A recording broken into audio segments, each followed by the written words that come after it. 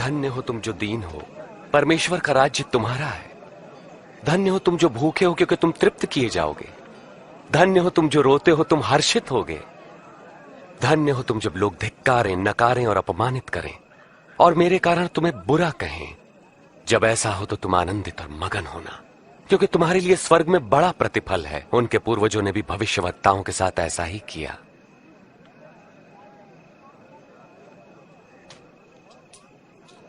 सोलह, 17, 18, 19, 20। मेरे पास बस इतना ही है। क्या मतलब तुम्हारा इतना ही है तुम्हारे पास? हाय तुम पर जो अब धनी हो, तुमने आराम का जीवन बिता लिया।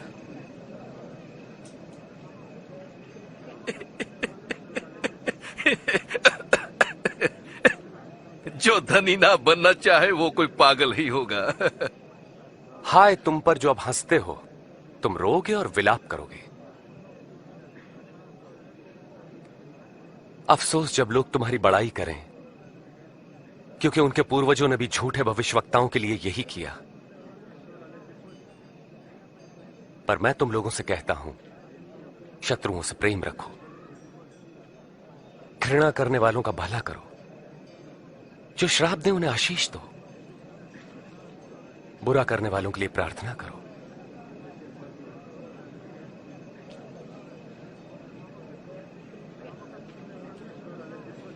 तुम्हारे एक गाल पर कोई थप्पड़ मारे तो उसकी ओर दूसरा भी फेर दो।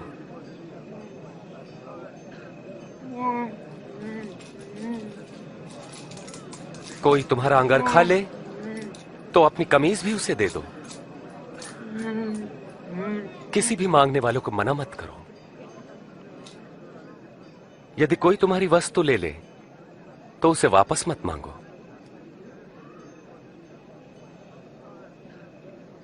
तुम वही करो जैसा व्यवहार तुम दूसरों से चाहते हो।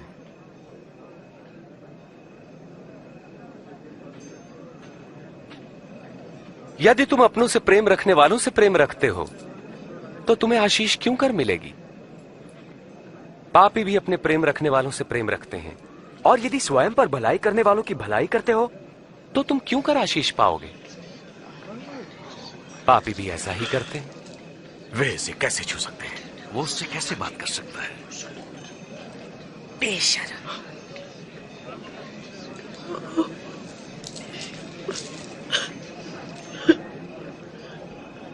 नहीं, शत्रुओं से प्रेम रखो, उनका भला करो, उधार देकर वापसी की आशा न रखो, तब तुम्हें बड़ा प्रतिफल मिलेगा। तुम परम प्रधान परमेश्वर की संतान ठहरोगे। वो दुष्टों और आभार न मानने वालों पर भी कृपालु है। दयावंत बनो जैसा तुम्हारा परम पिता दयावंत है। यीशु हमें बचाइए। आरोप मत लगाओ तो तुम पर भी नहीं लगेगा। दोष मत लगाओ तो तुम पर भी दोष नहीं लगेगा।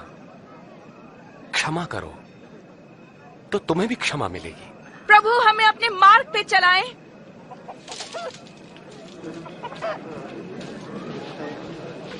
दो तो तुम्हें भी दिया जाएगा। जिस नाप से नापोगे उसी से तुम्हारे लिए भी नापा जाएगा। अंधा अंधे को मार्ग नहीं दिखा सकता। ऐसा करने पर दोनों ही गड्ढे में गिरेंगे। अपने भाई की आंख के तिनके को क्यों देखते हो जबकि अपनी ही आंख का लट्ठा नहीं देख पाते?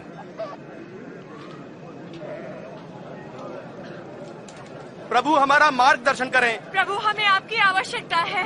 धन्य है वो माता जिन्होंने आपको जन्म दिया और पाला। पर वे कितने धन्य हैं जो परमेश्वर का वचन सुनते और मानते हैं। मैं इस व्यक्ति को जानना चाहूंगा। तुम्हारा क्या ख्याल है, वे मसीह हैं?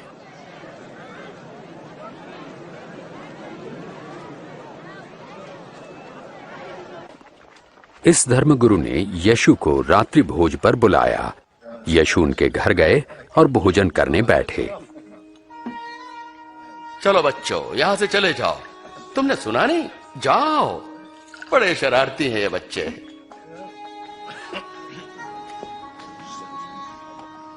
ये यहां क्या कर रही है? मुझे नहीं पता।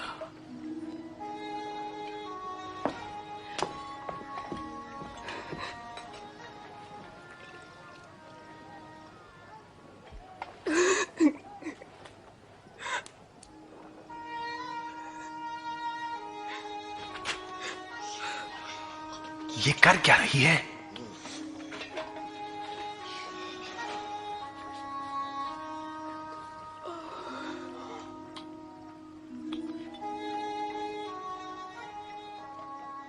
यदि ये मनुष्य सचमुच कोई भविष्य वक्ता होता तो जान लेता कि ये स्त्री कैसी है जो उसे छू रही है। वो जानता कि वो कैसा पापमय जीवन जी रही है। मैं जानता हूं कि ये स्त्री कौन है शिमोन। मैं तुम्हें एक बात बताता हूं।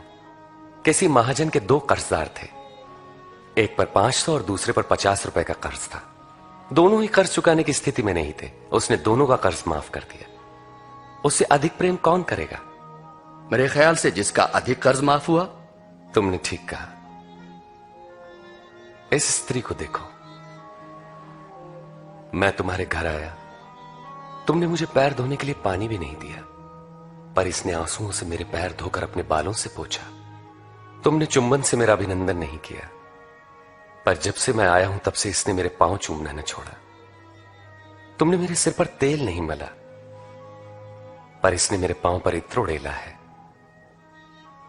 मैं तुमसे कहता हूं कि इस स्त्री का अत्यधिक प्रेम सिद्ध करता है कि इसके पाप जो बहुत थे क्षमा हुए, पर जिसे थोड़ी क्षमा मिली वो थोड़ा ही प्रेम करेगा।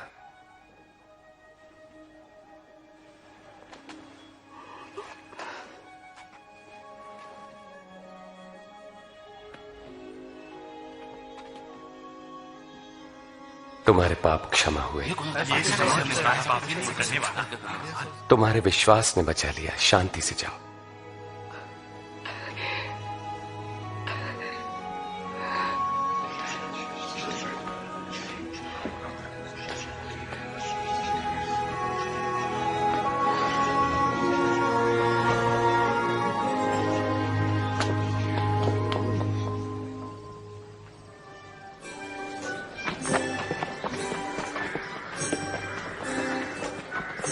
प्रभु यीशु जगह जगह परमेश्वर के राज्य का शुभ संदेश देने लगे।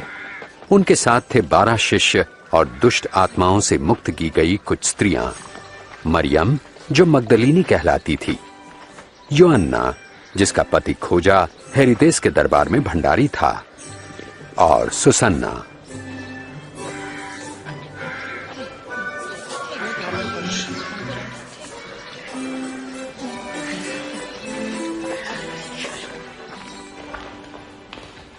गलील के शासक हेरोदेस ने यूहन्ना बपतिस्मा देने वाले को बंदी गृह में डलवा दिया, क्योंकि यूहन्ना ने उसके द्वारा अपनी भाभी से विवाह की निंदा की थी। कहो। जब हम लोग नाइन नगर के द्वार पर पहुंचे, तब लोग एक अर्थी को लेकर जा रहे थे। मरा हुआ व्यक्ति एक विधवा का इकलौता पुत्र था। जब यीशु ने उस विधवा की तरफ देखा, उनका हृदय दया से भर उठा। उन्होंने कफन उठाया और कहा, ऐ नौजवान, मैं तुमसे कहता हूं उठो। और मरा हुआ युवक उठ बैठा।